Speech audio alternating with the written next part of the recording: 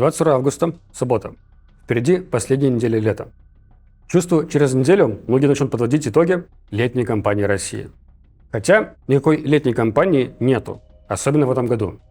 Почему особенно в этом году? Потому что в прошлом году все лето российские войска пытались развивать воздвиженский прорыв. А в этом году половину лета была более или менее тишина. И только во второй половине начались заметные изменения по линии фронта. Опасные прорывы, которые сейчас пытаются развить, и сейчас это в самом разгаре. На прошлой неделе мы с вами уже обсудили украинский успех по линии фронта за первое полугодие на Александровском направлении, которое находится на стыке Донецкой, Днепропетровской и Запорожской областей. За неделю заметных изменений по этому направлению не произошло. Хотя тут стоит сделать акцент на слове «заметных». Позавчера издание «Украинская правда» опубликовало большой материал о том, как проходило украинское наступление на Александровском направлении. Журналисты издания поговорили с украинскими военными, принимавшими участие в этой операции. И те им рассказали, что активно использовали тактику инфильтрации. Ровно такую же, которую применяет российская сторона. Отправляют двойки-тройки солдат проникать вглубь тылов противника, накапливаться там, а затем внезапно атаковать. И они поведали, что эта тактика во многом была успешна потому, что российская сторона, российские военные на этом направлении, не знали об этих проникновениях, поэтому последующие атаки в тылах для них были полным сюрпризом. А вот что мешало украинским военным, так это, например, ложь на картах, неверное представление линии фронта. В итоге оказывалось, что российские военные проникли на расстояние до 10 километров глубже, чем было представлено на картах. Из-за чего украинским военным приходилось сначала зачищать свои же тылы. А бывало, что о российских позициях в своем тылу узнавали уже после начала своего наступления. Получается, что и российская тактика с инфильтрацией тоже была успешной. Поэтому, когда я говорю, что на Александровском направлении заметных изменений за эту неделю не произошло, я вполне допускаю, что в действительности сейчас одна из сторон проникла в тылы другой и скоро предпримет атаку. Как мне видится, отдельная проблема российской стороны заключается в том, что они торопятся каждое проникновение, каждую инфильтрацию превратить в публичный флаговтык. Вместо того, чтобы провести накапливание и атаковать позже, но успешнее, они предпочитают как можно скорее снять видео с флагом и заявить захват населенного пункта. Естественно, это приводит к тому, что такое проникновение быстро зачищают, а те силы, которые успели осуществить проникновение, теряются. Украинские военные в материале «Украинской правды» говорят, что одной из целей украинского наступления была остановка продвижения армии России на Гуляйпольском направлении в сторону Орехова. Этого действительно удалось достигнуть. Российская армия уже довольно-таки давно не продвигается дальше на запад после Гуляйполя и Залезничного. С другой стороны, Ореховское направление не было каким-то приоритетом для российской армии. Также на этой неделе была инфильтрация российских штурмовиков с последующим флаговтыком северо-западнее Гуляйполя, в селе Новосолошно. Этот процесс, когда вместо тихого накопления сил в тылу противника российские войны сразу превращают в публичные флаговтыки, дополнительно подогревается острой необходимостью антикриза. После победоносных украинских заголовков на прошлой неделе российским командирам остро нужны публичные победы. Поэтому еще с прошлых выходных пачками пошли публикации об инфильтрации российских штурмовиков в Запорожской и Днепропетровской областях. Но, как выяснили исследователи, подавляющее большинство этих видео либо с неверной геолокацией, либо являются старыми видео, либо вообще это генерация нейросетей. Так что можно констатировать, что хотя на земле, по линии фронта, никакого обрушения позиций российских войск не произошло, это было плавное отвоевание украинскими силами своих территорий, в публичной сфере это выглядело именно как крупная победа ВСУ. На прошлой неделе я вам пересказал оценку ситуации на Добропольском направлении от американского аналитика Роба Ли, которая была более пессимистичной для украинской стороны. Сегодня же я процитирую исследователя, который известен под никнеймом Плейфра. Он выступает с более оптимистичной для ВСУ оценкой по тому же направлению. По его словам, те проникновения российских штурмовиков, которые были на стыке Добропольского и Константиновского направлений в селах Новониколаевка, Красный Кут и Торска, уже зачищены. Там ситуация под контролем украинских сил. От себя добавлю, что я бы все же Новониколаевку отнес к серой зоне по-прежнему.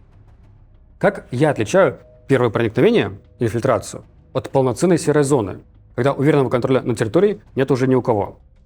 Конечно, я учитываю мнение аналитиков, оценку разных сторон, но также смотрю и на развитие событий, на то, что было показано.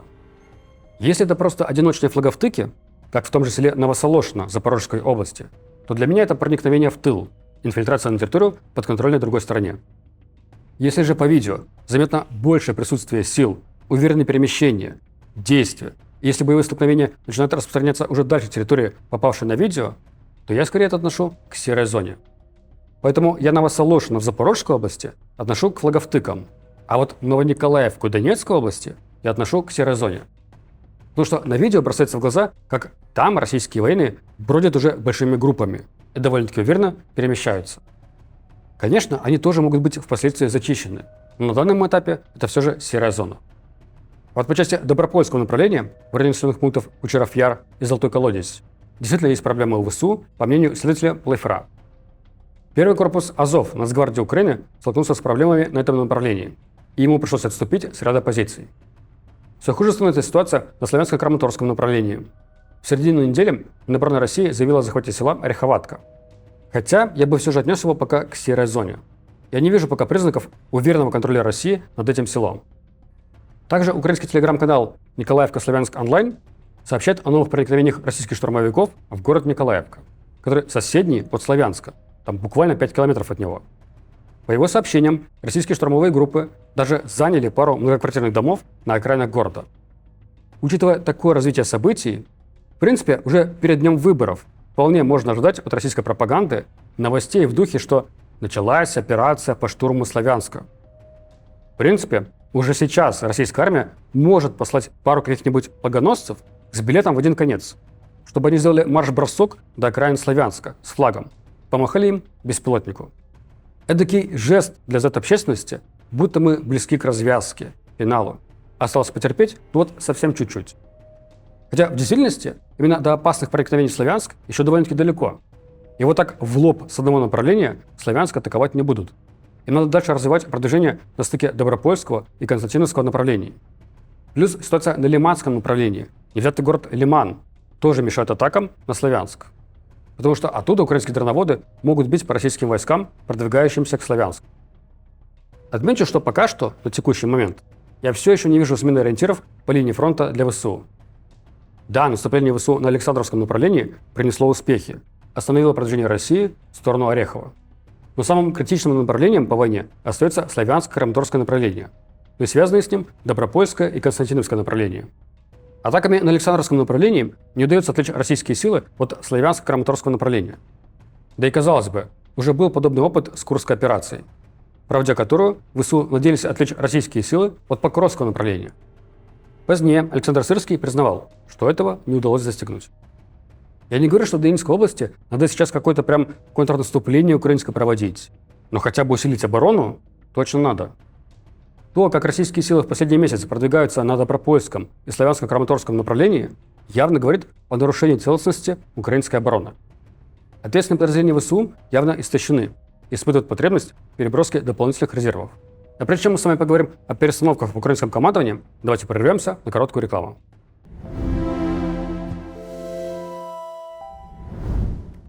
Компания Uber недавно сократила 10% сотрудников службы поддержки и 23% специалистов, работающих с персоналом. Их заменит искусственный интеллект. Однако, это не значит, что таким специалистам некуда податься в новом мире нейросетей. Понимая, как устроен бизнес изнутри, они могут, например, с помощью того же ИИ создать необходимые компаниям IT-инструменты и заработать на этом. Называется это вайп-кодинг. Программистам для этого быть не надо. Нужно понимать, как устроен бизнес и как работают нейросети. Ваш опыт может стать преимуществом. Если вы, скажем, провели 10 лет в строительстве, значит, вы хорошо знакомы с проблемами этой сферы, о которых разработчики могут даже не догадываться. Это отлично понимает команда AppBusters. Это действующая IT-студия. К ним обращаются предприниматели из разных сфер бизнеса. С каждым они работают лично, изучают бизнес-процессы и находят для них IT-решения. Сейчас студия растет, развивается на зарубежном рынке. И заказов у них больше, чем на рынке людей, которые могут и с нейросетями работать, и в бизнесе заказчика разобраться. Поэтому AppBusters решили готовить специалистов самостоятельно и собрали курс AI-разработчик за 3 месяца, где учат тому, на чем зарабатывают. На этом курсе вы за 3 месяца с нуля сможете собрать мобильное приложение. Будете учиться на реальных проектах студии. Обучение может окупиться с одного заказа, а навык останется с вами навсегда. При этом можно легко совмещать обучение с основной работой. Лучшие студенты получат возможность брать проекты у AppBusters. Студия работает на весь мир, а значит, вы сможете получить удаленный доход и переехать в другую страну. У AppBusters есть бесплатный Zoom-урок. Они покажут, как у них все устроено и как работает. Обязательно сходите, если направление вас интересует. Это ни к чему не обязывает. Ссылка в описании.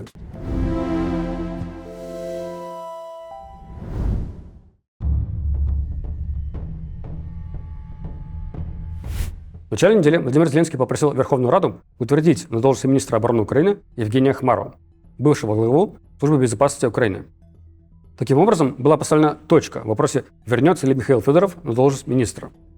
Сам Михаил Федоров вот это опубликовал видеообращение к народу с призывом придумать, как провести выборы даже в военное время. Проводить выборы во время войны, не проводить выборы – это выбор украинского общества, внутренняя политика. Я в нее не вмешиваюсь. Тут только скажу, что такое заявление Федорова, в котором он еще и раскритиковал украинскую государственную систему, это явно удар в спину Зеленскому. Так что и любые другие высокие государственные должности для него теперь явно закрыты. Не знаю, как у вас, но мне создается полное ощущение, что Федоров сейчас попробует играть роль серого кардинала в украинской оборонной политике. Буквально где-то неделю-полторы назад он публиковал видео с производства украинских зенитных реактивных дронов. Сообщал, что вот появились первые украинские модели. И в целом вел себя так, как обычно ведут высокопоставленные военные руководители. А теперь агентство Рейтер пишет, что он планирует поездку в США для поиска финансирования для новых украинских оборонных проектов. Насколько я знаю, Михаил Федоров в хороших отношениях с новым главнокомандующим ВСУ Михаилом Драпатом. Драпатый публично выступал в поддержку Федорова после увольнения последнего. Так что, наверное, да, какая-то степень влияния на оборонную политику у Федорова все же останется. Помимо Евгения Хмара, который теперь уволен с военной службы, как того требует закон, и окончательно утвержден на должности министра обороны, я бы отдельно отметил пару назначений в ВСУ. Одним из заместителей Михаила Драпатова назначен генерал Сергей Сапко. Я читал про него еще до отставки Михаила Федорова, весной. Я тогда получил рассылку издания Кавыла Паблишинг о скором выходе книги «Шрамы и семена» украинского генерала Сергея Сапко. Это профессиональный военный, всю жизнь в армии, много обучался и в иностранных вузах, в том числе американских. С Михаилом Драпатом он знаком еще с 2006 года. В 2014 году Сапко возглавил батальонно-тактическую группу, которая отправилась в Луганскую область и принимала участие в рейдовых действиях. 27 июля 2014 года его группа вместе с десантниками 95-й бригады взяли Саур-Могилу, ключевую высоту на стыке Луганской и Донецкой областей и государственной границы Украины. Когда россияне начали со своей стороны обстреливать украинских военных, защищавших границу в Луганской области, и те оказались в окружении, батальон Сапка обеспечил выход подразделений вооруженных сил и государственной пограничной службы на участке от Петровского до Миусинска. В марте 15-го именно за эти действия Сапко получил Золотую звезду и стал героем Украины. Короче, по крайней мере по биографии, прям настоящий боевой генерал, член команды Драпатова. Также командовать 11-м армейским корпусом сухопутных войск Украины назначили бывшего командира 80-й бригады десантно-штурмовых войск полковника Эмилия Ишкулова. 11-й корпус отвечает как раз за то самое критичное направление по линии фронта – оборону Славянска и Краматорска. Я уже упоминал сегодня Курскую операцию ВСУ, что она не смогла отвлечь российские силы с самого критичного Покровского направления и сравнил с наступлением украинских сил на Александровском направлении во взаимосвязи ситуации на Славянско-Краматорском направлении. Так вот, Эмилий Шкулов вместе с тогдашним главнокомандующим ВСУ Валерием Залужным в 1924 году были против проведения Курской операции, потому что был непонятен второй шаг после занятия территории Курской области. Вот зашли, взяли под контроль. А что дальше с этим делать? И каких результатов ожидать? Теперь Шкулов будет отвечать за оборону Славянска и Краматорска. Появились новые данные украинской военной разведки о ракетных запасах России и масштабе производства. За месяц Россия сейчас производит больше 100 баллистических ракет. Это ракеты комплекса «Искандер» и ракеты РМ-48У комплекса С-400, которые используются для ударов по наземным целям в Украине. Именно баллистические ракеты являются сейчас главной проблемой украинских вооруженных сил, потому что они, с одной стороны, разрушительны, с другой стороны, их очень сложно перехватывать из-за высокой скорости полета. Для этого требуются те самые зенитные ракеты ПАК-3 комплекса Патриот. К этому добавляется еще неизвестное количество северокорейских баллистических ракет КН-23, КН-24 и КН-30. Про ракеты КН-23 и КН-24 мы уже слышали, много раз видели их применение. А вот ракеты КН-30 – это что-то новое. У КН-30 масса боевой части доходит до 2,5 тонн, а дальность полета достигает 900 километров. На что тратить такие огромные ракеты, не очень понятно. Ну разве что на мосты какие-то. Ну или крупные энергоподстанции Украины зимой. Получается, если даже стрелять только баллистикой, которую не удается перехватывать, то у России достаточно масштабов производства, чтобы 1-2 раза в неделю проводить массовые удары именно баллистикой. Но к этому добавляются еще другие, крайне сложные для перехвата ракеты «Циркон» и «Оникс», у которых тоже очень высокая скорость полета. Плюс сюда же добавляются крылатые ракеты, беспилотники и авиабомбы. И вот всю эту неделю идут ожесточенные массовые удары по Украине с применением всех средств поражения. Баллистика не перехватывается. Некоторая эмоционально заряженная часть аудитории придралась к моим словам про ответную реакцию России. Вот уж не ожидал, что придется объяснять значение слов «ответная реакция», и что наивно думать, будто бы действия одной стороны никак не влияют на действия другой стороны. В том нашумевшем моем комментарии я сказал, что в ответ на удары по Вайлдберрис Россия начала бить по всем подряд складам без разбора. На этой неделе мы видим особенно много ударов по магазинам. Например, в Славянске и Краматорске. Хотя да, наверняка многие из вас справедливо отметят, что Славянск и Краматорск и так под массированными ударами, авиабомбами, ракетами и беспилотниками. Но также были удары по продуктовым складам в Киеве и Киевской области, а также по торговому центру в Кривом Роге, где погибло 15 человек и 130 пострадало. К слову, Кривой Рог – это родной город Владимира Зеленского. Мы явно видим дальнейшее ужесточение масштабных атак. И я все это вел к тому, что при планировании операций, боевых действий, нужно ведь учитывать, какая потенциально будет ответная реакция у противника, и готовы ли вы к ней, к ее последствиям. Например, я надеюсь, что когда украинские силы еще только планировали кампанию ударов по российским судам в Черном и Азовском морях, они учитывали, что в ответ Россия начнет еще активнее бить по портам в Одессе, Черноморске и Измаиле, что в свою очередь ударит по украинской экономике, экспорту украинского зерна и различных металлургических продуктов. Видимо, они посчитали, что потенциальная выгода от такой кампании выше потенциальных последствий от российской ответной реакции. Также и Россия сейчас видно, как прям готовится к украинской ответной реакции. Чем ближе к холодам, тем больше Россия будет стрелять именно ракетами, именно по энергетическим объектам Украины. Она и сейчас по ним стреляет, но зимой масштаб будет другой. И российское руководство понимает, что будет украинская ответная реакция, что будут бить беспилотниками, ракетами «Фламинго» по российской энергетике, что возможны блокауты. Поэтому принимают необходимые нормативные акты в контексте штабов по чрезвычайным ситуациям, которые могут оценивать последствия ударов по энергетике. Поэтому ослабляет регулирование энергетической сферы, отменяя обязательные сроки ремонтов и устранения последствий. Поэтому Ростех презентует свои мобильные энергоподстанции, которые могут восстанавливать энергоснабжение потребителей в целых регионах во время блокаутов.